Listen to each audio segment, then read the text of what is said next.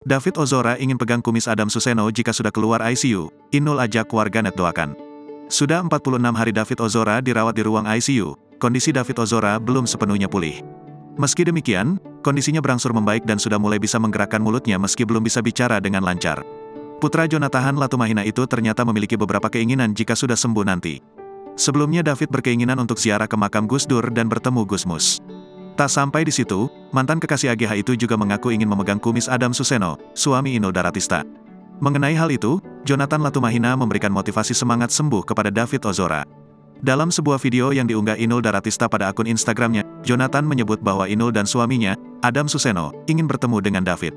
"Mbak Inul sama Om Adam Suseno mau kesini, tapi kamu harus segera keluar dari ICU, oke," ujar Jonathan. Dalam ucapan selanjutnya, Jonathan agak berkelakar kepada anaknya. "Kamu kan pengen pegang kumisnya Om Adam toh?